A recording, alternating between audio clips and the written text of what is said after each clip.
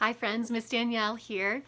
Today we have a story as a thank you for all of our doctors and dentists and essential care providers who are helping during the coronavirus. So this one goes out to you. Thank you so much. We have Dr. DeSoto by William Steig. Dr. DeSoto, the dentist, did very good work. So he had no end of patients. Those close to his own size, moles, chipmunks, etc., sat in the regular dentist chair. Larger animals sat on the floor while Dr. DeSoto stood on a ladder. See, there he is, up there. For extra large animals, he had a special room. There, Dr. DeSoto was hoisted up to the patient's mouth by his assistant, who also happened to be his wife.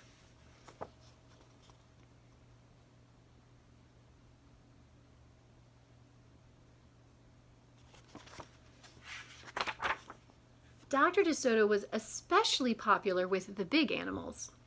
He was able to work inside their mouths, wearing rubbers to keep his feet dry, and his fingers were so delicate and his drill so dainty, they could hardly feel any pain. Being a mouse, he refused to treat animals dangerous to mice, and it said so on his sign. When the doorbell rang, he and his wife would look out the window. They wouldn't admit even the most timid-looking cat.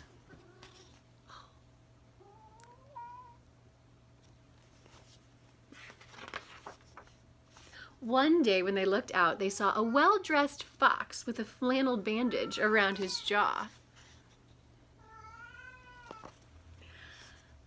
"I cannot treat you, sir," Dr. DeSoto shouted. "Sir, haven't you read my sign?"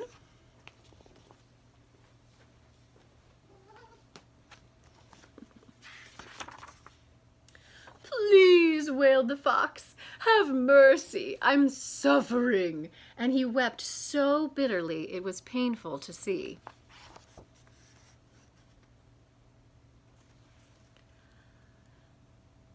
"In just a moment," said Dr. DeSoto.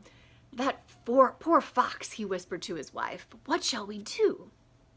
"Let's risk it," said Mrs. DeSoto. She pressed the buzzer and let the fox in.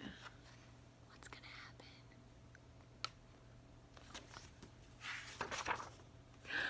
He was up the stairs in the flash. "Bless your little hearts," he cried, falling to his knees. "I beg you, do something.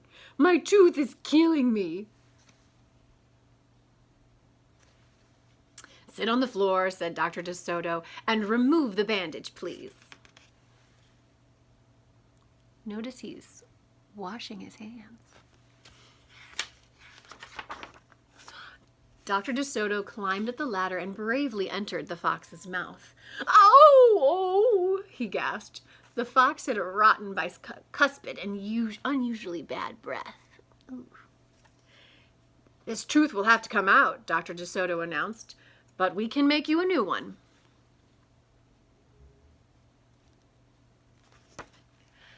"Just stop the pain," whimpered the fox, wiping some tears away. Despite his misery, he realized he had a tasty little morsel in his mouth, and his jaw began to quiver. "Keep open!" yelled Dr. DeSoto. "Wide open!" yelled his wife.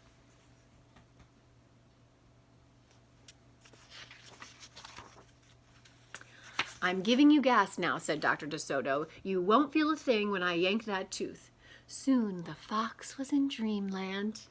Yummy," he mumbled. "Oh, I love them raw, with just a pinch of salt and a dry white wine." They could guess what he was dreaming about. Mrs. DeSoto handed her husband a pole to keep the fox's mouth open.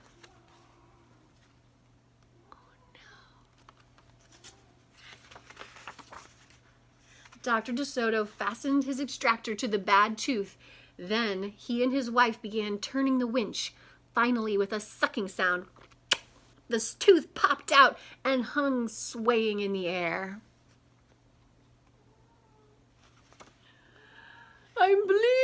yelled the fox when he came to. Dr. DeSoto ran up the ladder and stuffed some gauze in the hole. "The worst is over," he said. "I'll have your new tooth ready tomorrow. Be here at 11 sharp." The fox, still woozy, said goodbye and left. On his way home, he wondered if it would be shabby of him to eat Dr. DeSoto when the job was done.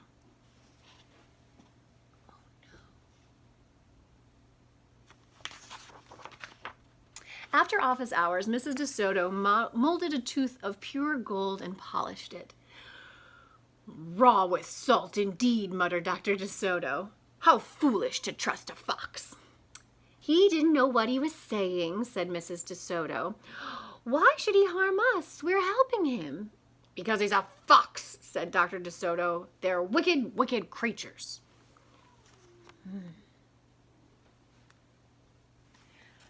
That night, the DeSotos lay awake worrying. "Should we let him in tomorrow?" Mrs. DeSoto wondered. "Once I start a job," said the dentist firmly, "I finish it. My father was the same way." "But we must do something to protect ourselves," said his wife. They talked and talked until they formed a plan. "I think it will work," said Dr. DeSoto. A minute later, he was snoring.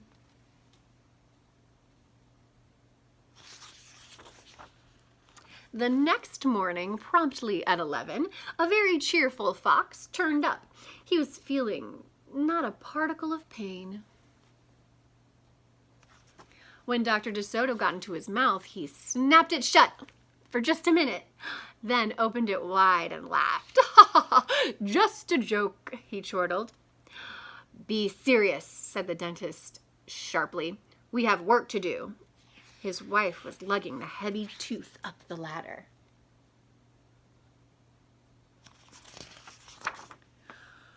"Oh, I love it!" exclaimed the fox. "It's just beautiful." Dr. DeSoto set the gold tooth in its socket and hooked it to the teeth on both sides. The fox caressed the new tooth with his tongue. "My, it feels good," he said.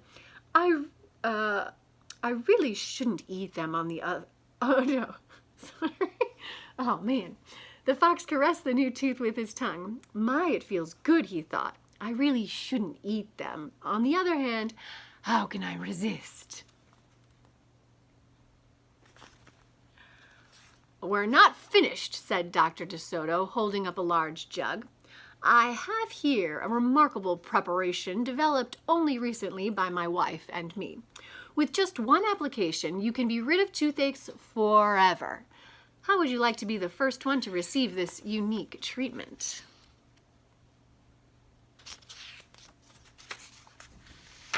"I certainly would," declared the fox. "I'd be honored." He hated any kind of personal pain.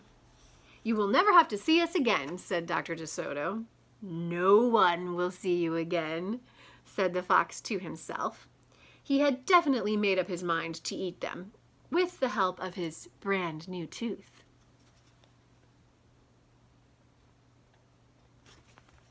Dr. DeSoto stepped into the fox's mouth with a bucket of secret formula and proceeded to paint each tooth. He hummed as he worked. Mrs. DeSoto stood by on the ladder, pointing out spots he had missed. The fox looked very happy.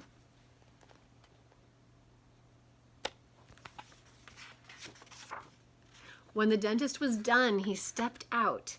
"Now close your jaws tight," he said, "and keep them closed for a full minute."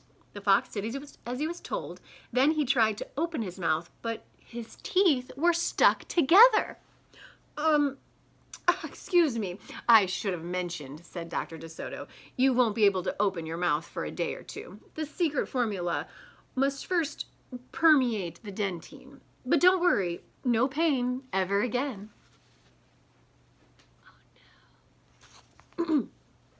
The fox was stunned. He stared at Dr. DeSoto, then at his wife. They smiled and waited. All he could do was say, "Thank you very much," through his clenched teeth, and get up and leave. He tried to do so with dignity. Then he stumbled down the stairs in a daze. Dr. DeSoto and his assistant had outfoxed the fox.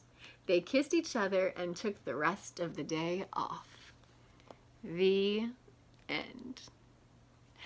Thanks very much for joining me today with Miss Danielle and Dr. DeSoto. Join me again next time for more books.